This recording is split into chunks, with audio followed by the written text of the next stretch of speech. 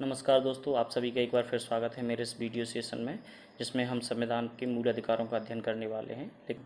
तो सबसे पहले मूल अधिकार भारतीय संविधान के अनुच्छेद 12 से 35 तक और भाग 3 के अंतर्गत रखे गए हैं।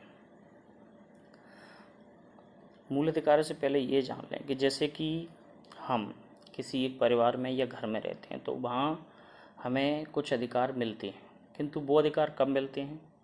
जब हम वहाँ कुछ कर्तव्य करते हैं। जैसे आप बड़े हैं तो आप छोटों के लिए कुछ मदद करेंगे या उन्हें गाइड करेंगे, और उनके काम में उनकी निगरानी करेंगे, उन्हें हेल्प करेंगे, जो भी है। इसके बदले में क्या है, वो आपको सपोर्ट करेंगे, आपकी सुनेंगे। तो ये सारे चीज़ें कब प्राप्त हुई हैं, ये अधिकार आपको कब मिले हैं, ये पोजीशन आपको कब प्राप्त हुई है? जबकि आपने कुछ निश्चित कर्तव्य किए हैं उनके प्रति। मतलब एक परिवार में आपको कुछ अधिकार प्राप्त करने के लिए, एक स्टेटस पाने के लिए आपको क्या करना पड़ता है? कुछ कर्तव्य करने पड़ते हैं। जबकि एक राष्ट्र में आप सिर्फ नागरिक होने के कारण ही कुछ अधिकारों को प्राप्त करते हैं। यहाँ भारतीय संविधान आपसे कुछ कर्तव्यों की अपेक्षा नहीं करता है। कर्तव्यों को यहाँ पर हमने बाद में शामिल किया था, और उन्हें गैर न्यायोचित भी हैं। यदि आप उन्हें पालन नहीं करते हैं तो सरकार आपके ऊपर किसी भी प्रकार की कार्रवाई नहीं कर सकती। किंतु मौलिक अधिकार सिर्फ आपके यहाँ पर पैदा होने से, यहाँ के नागरिक होने से और भारत में होने के कारण जो कुछ अधिकार आपके जीवन को, आपके नैतिक, बौद्धिक, आध्यात्मिक विकास के लिए जो जरूरी हैं, वो आपको प्रदान किए जाते हैं। इसीलिए इन अधिकारों को मूल अधिकार कहा जाता है, जो कि आपके जीवन की शुचिता और जीवन को अच्छा बनाने के लिए आपकी आवश्यकताओं को फुलफिलमेंट करते हैं। ठीक है, अब मूल अधिकारों के बारे में आगे। तो वही भाग 3 अनुच्छेद 12 से 35 तक है। संविधान के भाग 3 को भारत का क्या कहा जाता है? भारत का मैग्ना कार्टा कहा जाता है, क्योंकि मैग्ना कार्टा ब्रिटेन में अधिकार पत्र था जिसे लोगों ने ज़बरदस्ती वहाँ के शासक से साइन करवाया था। वो सबसे पहला अधिकार पत्र था दुनिया में कि किसी जगह के नागरिकों के लिए। इसीलिए भारत का जो अधिकार पत्र है, जिसमें लोगों को अधिकार प्रदान किए गए हैं, उसे हम भारत का मैग्ना कार्टा की संज्ञा दी जाती है। ठीक है, मूल अधिकारों का तात्पर्य है कि राजनीतिक लोकतंत्र की स्थापना करना, लोकतंत्र के आदर्शों की स्थापना से, अर्थात कानून की सरकार, ना कि व्यक्तियों की। कुछ सीमित व्यक्ति ही शासन न चलाएं, बल्कि कानून और विधि के शासन की स्थापना हो। इसीलिए ये एक राजनीतिक लोकतंत्र की स्थापना करते हैं। मतलब सभी लोगों को कुछ विशेष अधिकार प्रदान करते हैं और वो उन्हें एंजॉय कर सकें, इसका उपबंध करते हैं। ठीक है, मूल अधिकार मूल इसलिए हैं क्योंकि इन्हें संविधान द्वारा गारंटी दी गई है, सुरक्षा दी गई है, और ये व्यक्ति के चौमुखी विकास के लिए आवश्यक है, जैसा कि हम अभी देख चुके हैं। इसके बाद हम देखें कि मूल संविधान में, कोई पूछता है कि मूल संविधान में कितने मौलिक अधिकार थे, तो मूल संविधान में 7 मौलिक अधिकार थे। किंतु एक मौलिक अधिकार जो संपत्ति का अधिकार था, उसकी वजह से जब भूमि सुधार आए तो भूमि सुधारों में क्या हुआ कि जब भी जो जमींदार थे उनसे ज़मीन ली जाती थी तो वो संपत्ति के अधिकार के तहत केस करते थे, और इससे क्या होता था कि सरकार को लैंड रिफॉर्म लाने में, भूमि सुधारों में लाने में, भूमि के सब लोगों में बांटने में, आवंटन करने में समस्या हो रही थी। इसीलिए क्या किया गया, 44वें संविधान संशोधन 1978 से इसको हटाकर, संपत्ति के मौलिक अधिकार को यहाँ से हटाकर भाग 12 के अनुच्छेद 300 का में डाल दिया गया एक सामान्य विधिक कानूनी अधिकार के रूप में, कि आपको संपत्ति रखने का एक सामान्य अधिकार है, किंतु उसे आप मौलिक अधिकार की तरह न्यायोचित और इम्प्लीमेंट नहीं करवा सकते। ठीक है, तो वर्तमान में संविधान में मौलिक अधिकारों की संख्या कितनी रह गई है? 6। तो ये भारत का मैग्ना कार्टा कहे जाते हैं, और वर्तमान में मौलिक अधिकारों की संख्या कितनी है? 6। मूल अधिकारों की कुछ खास विशेषताएं हैं कि इनमें से कुछ तो सिर्फ नागरिकों के लिए, जैसे हमने कल देखा था, नागरिकता जब पढ़ी थी तो उसमें लिखा था कि कुछ मौलिक अधिकार केवल नागरिकों को प्राप्त हैं, जबकि शेष नागरिकों और किसी भी व्यक्ति दोनों को प्राप्त होते हैं। जैसे 15, 16, 19, 29, 30 ये सिर्फ नागरिकों के लिए आरक्षित है। ठीक है, ये असीमित नहीं है। हाँ, यहाँ एक बात ये जान लेना बहुत ज़रूरी है, ये असीमित नहीं है, ये एब्सोल्यूट नहीं है। आप चाहे राज्य जब चाहे वो अपनी सूचिता के हिसाब से इन्हें लिमिट कर सकता है, इन्हें सीमित कर सकता है। ठीक है। जैसे कि अभी अब हमने जब स्वतंत्रता पढ़ी थी तो स्वतंत्रता का मतलब ये भी नहीं है कि आप अपने आप को इतना एक्सप्लोर करें कि दूसरों के लिए वो डिजास्टर बन जाए। ठीक है। तो आपकी स्वतंत्रता तब तक ही स्वतंत्रता है जब वो दूसरे की स्वतंत्रता में बाधित नहीं करती है, नहीं तो जैसे ही आपकी स्वतंत्रता दूसरे की स्वतंत्रता में बाधक बनती है तो वहाँ उसे सीमित कर दिया जाएगा। ठीक है। इस तरीके से कोई भी मौलिक अधिकार असीमित नहीं है, उनकी अपनी सीमाएं हैं और सरकार चाहे तो उन्हें अपने हिसाब से सीमित कर सकती है।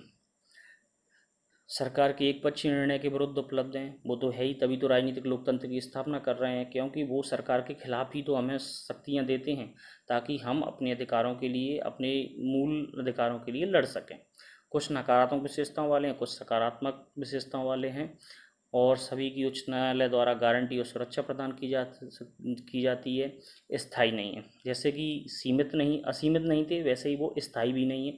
स्थायी से मतलब ये परमानेंट नहीं रहने वाले हैं। इन्हें क्या है, जब भी अनुच्छेद 352, 356 और 360 मतलब आपात उपबंधों में कुछ समय इनकी, जैसे कि 352 के साथ के वो 19 को स्वतंत्रता के अधिकार को बाधित कर दिया जाता है। इसके बाद यदि 352 में कुछ और बाह्य आक्रमण वगैरह लगते हैं, 356 आती है, तब उसमें ये डिसाइड किया जाता है कि कौन कौन से मौलिक अधिकारों को हम नलीफाई कर रहे हैं, मतलब उनके जो प्रैक्टिस में लाने उस पर रोक लगा रहे हैं। जैसे ही वो अधिसूचना हटती है तो वो पुनः से प्रभाव में आ जाते हैं। तो इस तरीके से वो स्थायी भी नहीं है। अनुच्छेद 31 का, खा और गा, इनके कार्यान्वयन की सीमाएं हैं, जो मूल अधिकारों के कार्यान्वयन पर सीमाएं लगाते हैं। इनमें हम देखेंगे, जब 31 पर पहुंचेंगे तब 31 का, खा, गा भी देखेंगे, तो उसे डिटेल से तब देखेंगे। और अनुच्छेद 33, 34, 35 हैं, वो भी मूल अधिकारों पर निर्बंधन के लिए हैं, जैसे मार्शल लॉ है, और फोर्स के जवानों के लिए 33 है, 34 मार्शल लॉ है, 35। तो ये सारे क्या है, मूल अधिकारों को बियर करते हैं, उन्हें रोकते हैं, निर्बंधन लगाते हैं। ठीक है।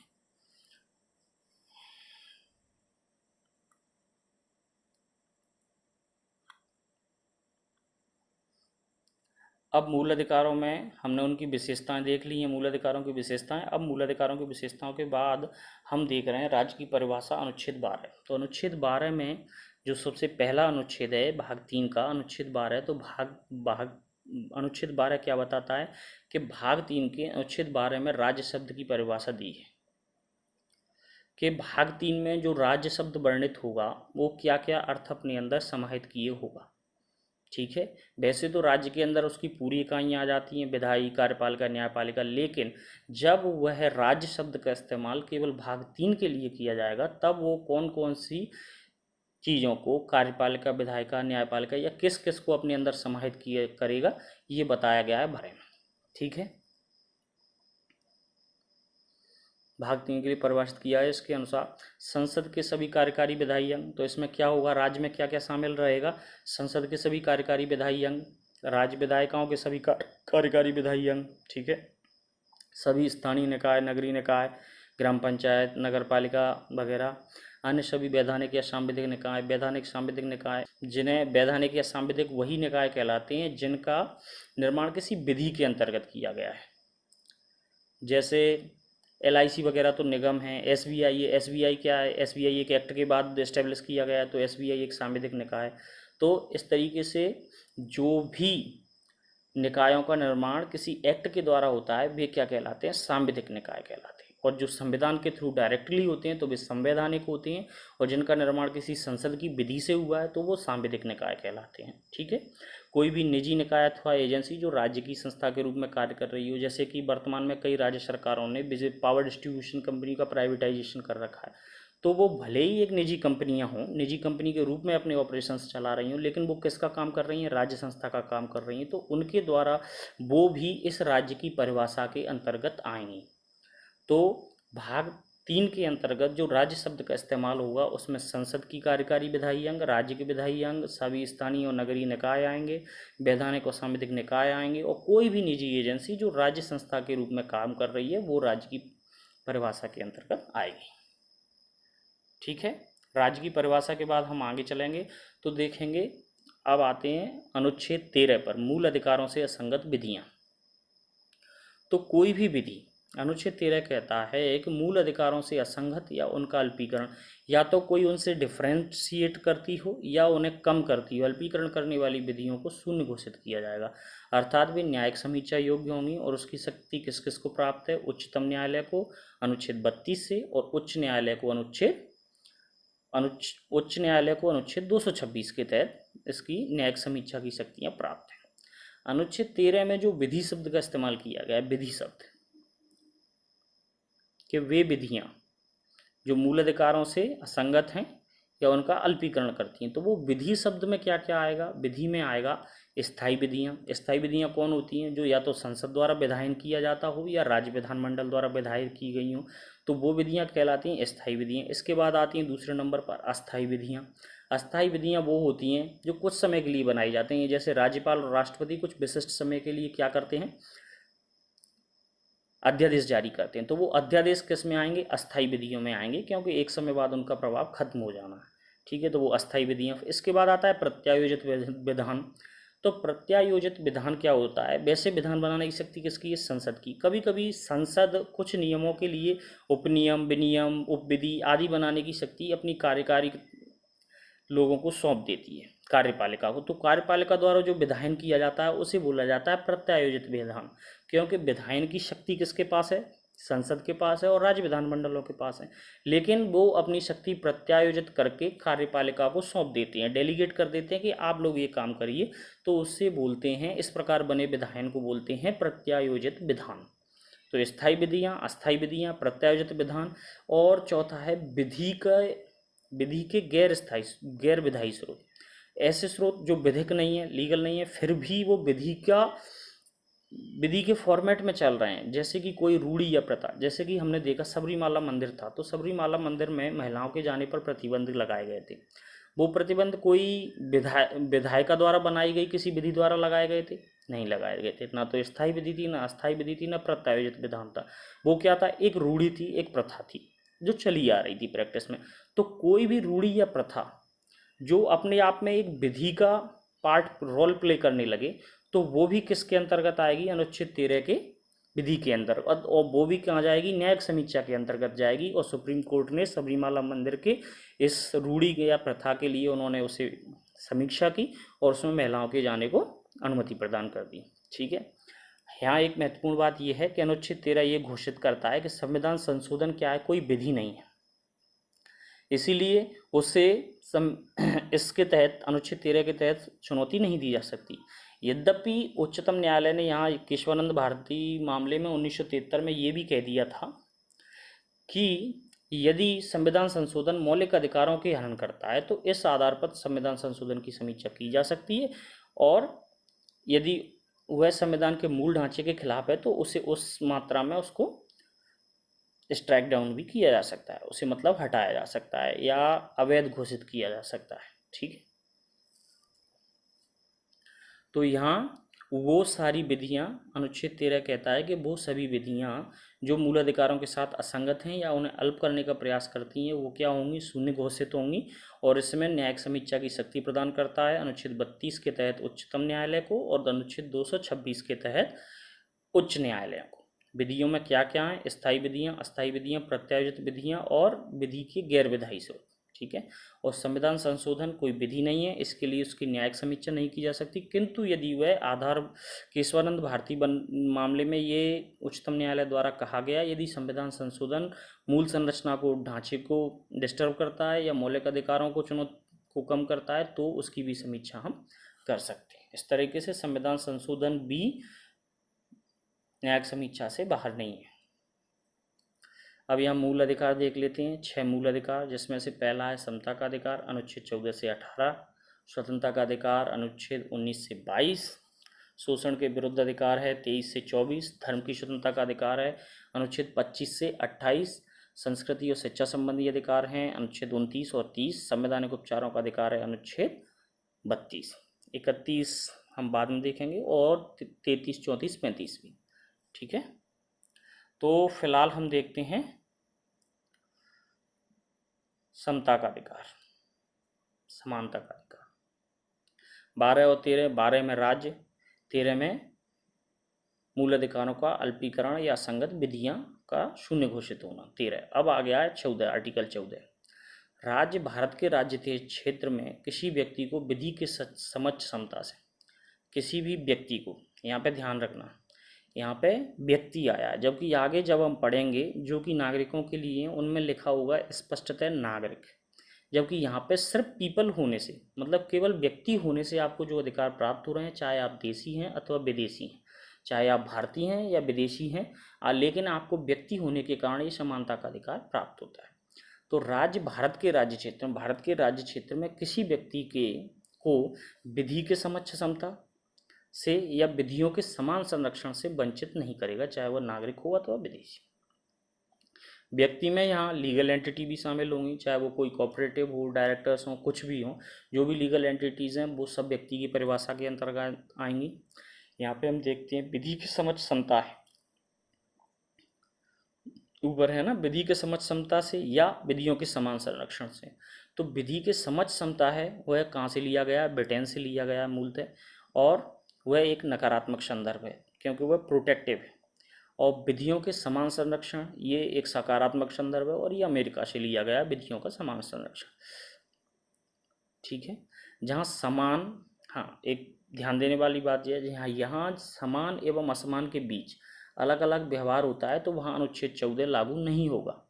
ठीक है, वैसे अनुच्छेद 14 खुद इस प्रकार के श्रेणी क्रम को, जिस तरीके से कहा गया ना कि समान और असमान के बीच अलग अलग व्यवहार होगा, वहाँ अनुच्छेद 14 लागू नहीं होगा। वैसे अनुच्छेद 14 इसी श्रेणी क्रम का विरोध करता है कि लोगों में विभेद नहीं करना है हमें।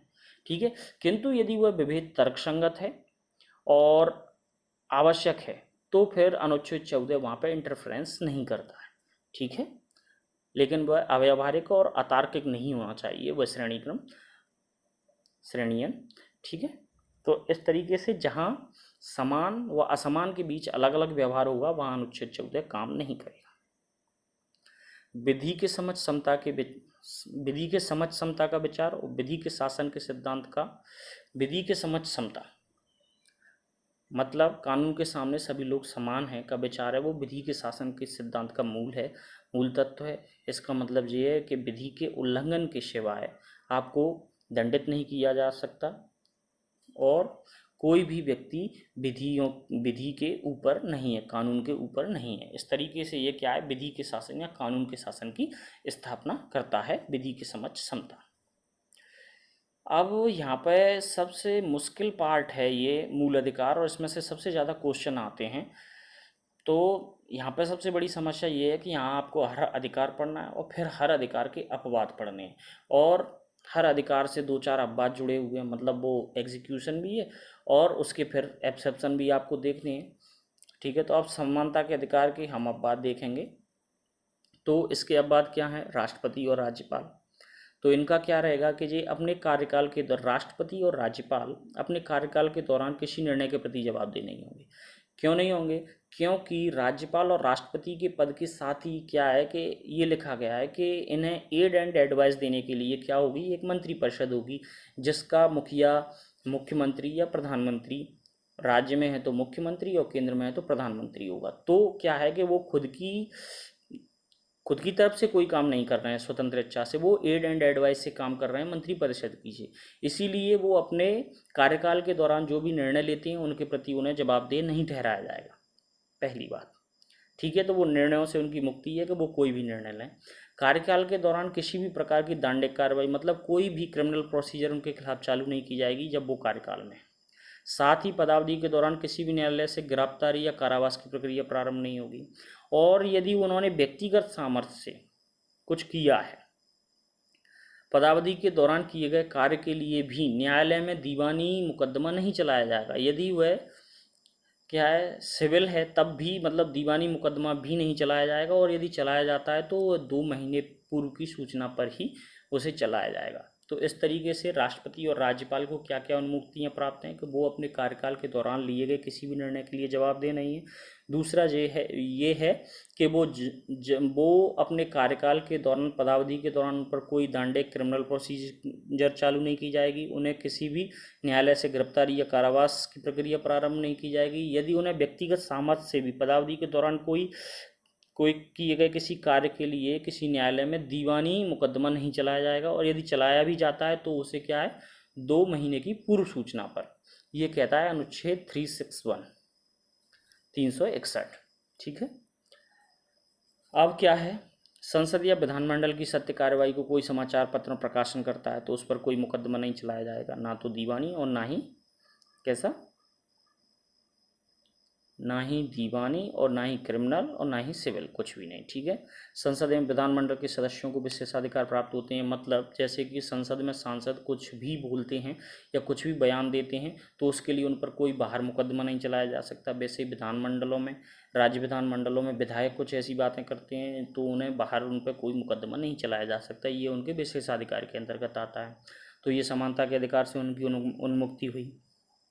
अनुच्छेद 31 जब भी आएगा तो अनुच्छेद 14 का अपवाद है, जहाँ जहाँ 31 आएगा वहाँ अनुच्छेद 14 गायब हो जाएगा। तो 31 क्या फॉलो करता है, यह नीति निर्देशक सिद्धांतों के अनुपालन को सुनिश्चित करता है। और नीति निर्देशक सिद्धांतों में क्या है कि कुछ विशेष वर्गों के लिए विशेष प्रावधान करने की व्यवस्था करता है, तो इसलिए क्या है, यहाँ समान व्यवहार सुनिश्चित नहीं हो पाता है, तो उसे इस आधार पर अनुच्छेद, तो उन कानूनों को अनुच्छेद 14 के आधार पर चुनौती नहीं दी जा सकती है। ठीक है।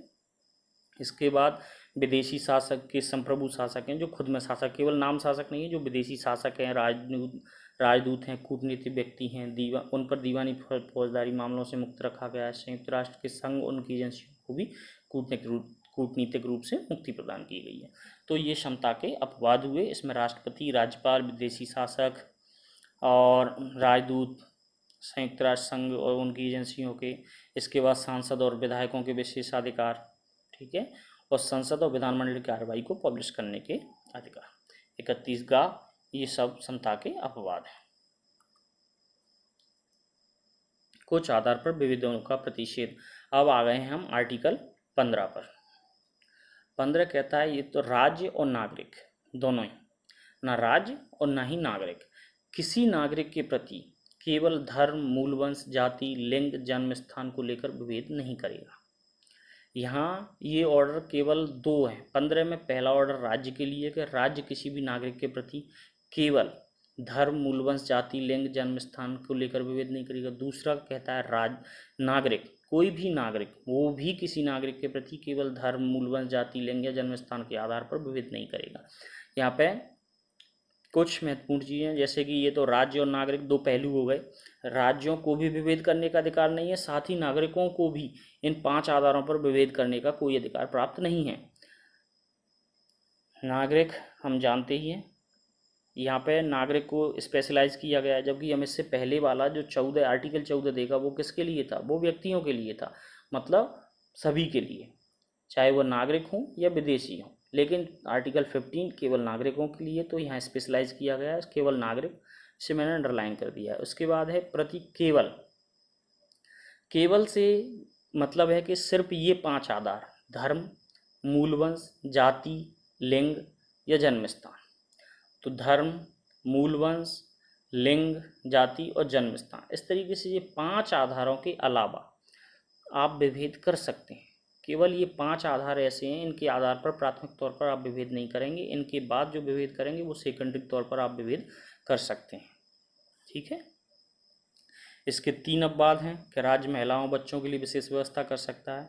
ठीक है। राज्य सामाजिक और शैक्षणिक रूप से पिछड़े वर्गों, अनुसूचित जाति, जनजाति के विकास के लिए।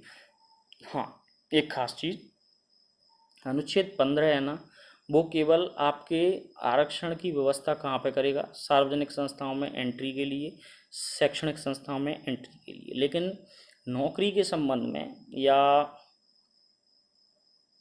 अवसर की क्षमता में जब आएंगे, नियुक्तियों में क्षमता, तो वो अनुच्छेद 16 में काम करेगा। अनुच्छेद 15 में क्या है, केवल शैक्षणिक संस्थाओं में और विधानमंडलों की और अन्य सीटों पर रिजर्वेशन के बारे में बात करेगा। तो राज्य सामाजिक और शैक्षणिक रूप से पिछड़े वर्गों, अनुसूचित जाति, जनजाति के विकास के लिए उपबंध करे, मतलब उनके लिए विधानमंडलों में सीटों के सार्वजनिक करे। शैक्षणिक संस्थाओं में प्रवेश में छूट उन सभी के लिए जो सामाजिक और शैक्षणिक रूप से पिछड़े वर्ग हैं उनके लिए। फिर तीसरे, आर्थिक रूप से कमजोर वर्ग के छात्रों के लिए 10% सीट आरक्षित की गई हैं, सभी शासकीय और निजी अनुदान प्राप्त, गैर अनुदान प्राप्त। किंतु ऊपर जब बात चल रही है किसके लिए, पिछड़े वर्ग, अनुसूचित जाति और जनजाति के लिए, तब वह कोई सा भी कॉलेज हो, जैसे कि चाहे वो निजी हो, शासकीय हो, अनुदान प्राप्त हो, अनुदान प्राप्त ना हो, तो सब में उनके लिए आरक्षण रहना है। किंतु जब आप आर्थिक रूप से कमजोर वर्ग के लिए बात करेंगे तो आप शासकीय, निजी, अनुदान प्राप्त, गैर अनुदान प्राप्त, तो अल्पसंख्यक संस्थानों में इनके लिए रिजर्वेशन नहीं रहेगा। तो ये राज्य महिलाओं के लिए विशेष व्यवस्था कर सकता है। सामाजिक और शैक्षणिक पिछड़े वर्गों के लिए उनके विधानमंडलों सीटों का आरक्षण, उनके शैक्षणिक संस्थाओं प्रवेश में छूट, ठीक है, और आर्थिक रूप से कमजोर वर्ग के लिए।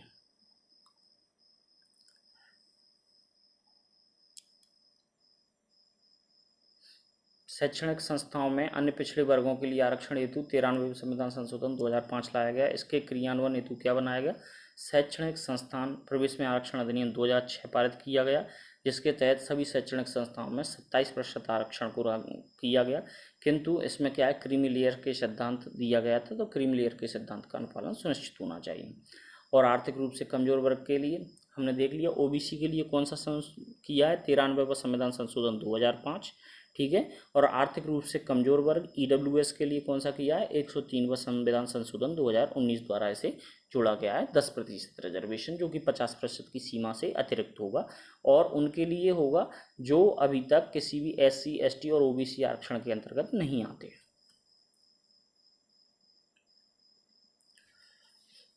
अब लोक नियोजन के विषय में समता है। यहाँ पे सिर्फ नौकरियों के लिए बात होगी। अभी तक हम शैक्षणिक संस्थाओं और विधानमंडल में सीटों के बारे में बात कर रहे थे, किसमें? अनुच्छेद 15 में। अब अनुच्छेद 16 में ये है कि इसमें लोक नियोजन के विषय में अवसर की समानता को बताया गया। तो आर्टिकल 16 कहता है कि राज्य के अधीन किसी पद पर नियोजन या नियुक्ति से किसी भी नागरिक को वही 5 आधार, धर्म, वंश, जाति, लिंग, जन्म स्थान अथवा निवास स्थान के आधार पर अयोग्य नहीं ठहराया जाएगा। यह कहता है आर्टिकल 16। अब आर्टिकल 16 ने तो ये कह दिया, लेकिन इसके कुछ अपवाद भी होंगे, क्योंकि वो तो सबके साथ जुड़े ही हैं। तो आर्टिकल 16 के अपवाद देखते हैं अपन। संसद किसी विशेष रोजगार के लिए निवास की शर्तें आरोपित कर सकती है। यहाँ ध्यान रखिए, भले ही वो राज्य का कोई पद हो, लेकिन यदि उसके लिए निवास की शर्त को हरी झंडी देनी है तो वो कौन करेगा? केवल संसद कर सकती है। और ऐसा उन्होंने किया था, जिसे 1976 में स्ट्राइक डाउन किया गया है। फिलहाल सिर्फ आंध्र प्रदेश और तेलंगाना राज्य में ही इस प्रकार की व्यवस्था चल रही है, जो संसद द्वारा बनाई गई है निवास स्थान की विशेष शर्त के साथ। बाकी सारे राज्यों में यह व्यवस्था समाप्त कर दी गई। सेकेंड है, राज्य नीतियों में आरक्षण की व्यवस्था कर सकता है, या किसी पद को पिछड़े वर्ग के पक्ष में बना सकता है जिनका कि समान प्रतिनिधित्व, अगर किसी का प्रतिनिधित्व बराबर नहीं है तो राज्य उनके लिए विशेष व्यवस्था कर सकता है और उनके लिए आरक्षण का प्रबंध कर सकता है। अब किसी विधि में ही ऐसा लिखा है कि किसी संस्था या कार्यकारी परिषद के सदस्य किसी धार्मिक, तो उन्हें उसके धार्मिक आधार पर, तो यहाँ ये समता काम नहीं करेगी लोक नियोजन की। सरकार आर्थिक रूप से कमजोर वर्ग के हित में नियुक्तियों अथवा पदों पर 10% आरक्षण का प्रावधान कर सकती है। तो ये सारे प्रावधान जो कि आर्टिकल 16 की समानता, लोक नियोजन में समता के अपवाद हैं, ठीक है। इनमें क्या है कि संसद किसी विशेष रोजगार के साथ निवास की शर्त, जो आंध्र प्रदेश और तेलंगाना में लागू है, केवल राजनीतियों में आरक्षण की व्यवस्था कर सकता है। किसके लिए? पिछड़े वर्गों के पक्ष में बना सकता है, बैकलॉग वगैरह के लिए, ठीक है। और विधि के तहत किसी संस्था, कार्यकारी परिषद के सदस्य या किसी धार्मिक न्यास में, तो वो वही सदस्य रहेंगे। और आर्थिक रूप से कमजोर वर्ग के लिए 10% आरक्षण की प्रबंध करता है। तो ये आर्टिकल 16 के अपवाद हो गए। इसके बाद मंडल आयोग को देख रहे हैं और उसके परिणाम। तो क्या हुआ था, वर्ष 1979 में मोरारजी देसाई सरकार ने द्वितीय पिछड़ा वर्ग आयोग का गठन किया। किसके? बीपी मंडल की अध्यक्षता में, अनुच्छेद 340 के तहत, जिसमें क्या किया गया था कि समय समय पर पिछड़ा वर्ग की दशाओं के अध्ययन के लिए एक आयोग का गठन करेगी केंद्र सरकार। तो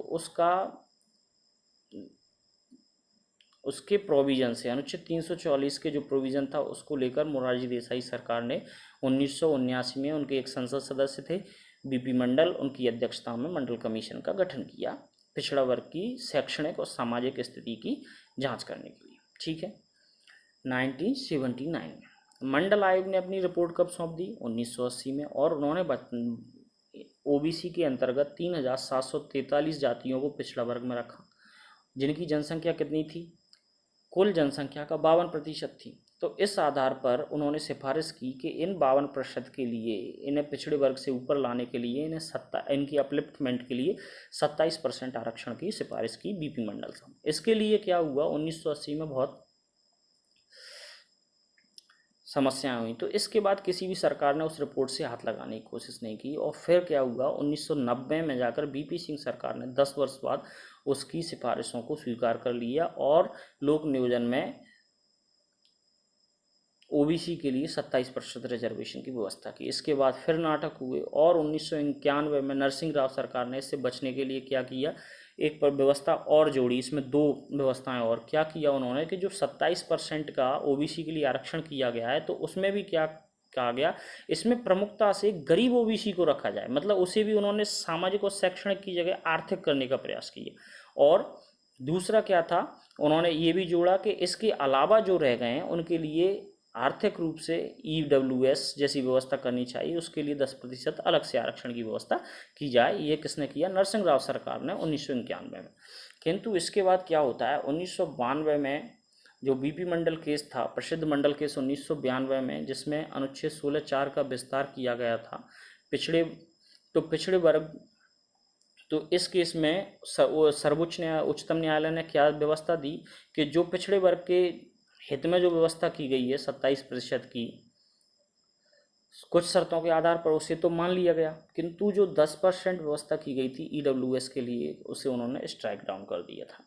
कब, 1992 के मंडल केस में। ठीक है, तो इसमें क्या क्या शर्तें रखी गई थी, जैसे कि आप क्रीमी लेयर का अनुपालन करोगे, उन लोगों को प्रोन्नति में आरक्षण मतलब प्रमोशन में रिजर्वेशन नहीं दिया जाएगा, और कुल आरक्षित कोटा 50% से ऊपर नहीं जाना चाहिए। यदि बैकलॉग से भर्ती आई हैं, जो कैरी फॉरवर्ड करके बैकलॉग से आप निकाल रहे हैं, उनमें भी 50% के नियम का उल्लंघन नहीं होना चाहिए। ऐसे नियम बनाए किसने, सुप्रीम कोर्ट ने। ठीक है, सुप्रीम कोर्ट ने ये सारे नियम रखे। तो इन सब नियमों के फॉलोअप में केंद्र सरकार ने क्या क्या काम किया वो देख रहे हैं हम। तो क्रीमी लेयर की पहचान के लिए क्या, रामनंदन समिति बनाई, जिसने अपनी रिपोर्ट दे दी 1993 में। 1993 में क्या किया गया, संसद के एक अधिनियम द्वारा पिछड़े वर्गों के लिए एक आयोग का गठन किया गया, पिछड़ा वर्ग आयोग का गठन किया गया 1993 में। और तब ये क्या किया गया था, संसद के अधिनियम से किया गया था, मतलब ये एक सांविधिक इकाई थी। फिर ऐसे अभी 102वें संविधान संशोधन अधिनियम 2018 द्वारा संवैधानिक दर्जा प्रदान किया गया है, और एक आर्टिकल जोड़ा गया है 338B। ठीक है, इसका काम क्या रहेगा कि कौन पिछड़े वर्ग की सूची को अपडेट करना, अद्यतन करना, उसमें से किसको हटाना है, किनको उसमें से जोड़ना है, इसका ये काम रहेगा। तो 1993 में ये एक सांविधिक निकाय था। उसके बाद 102वें संविधान संशोधन 2018 से इसे संवैधानिक निकाय बना दिया गया। फिर आते हैं अनुच्छेद 17 पर, अस्पृश्यता का अंत। इसमें क्या है, अस्पृश्यता की समाप्ति, और इसके किसी भी रूप में इसके आचरण को क्या करती है, ये समाप्त करती है।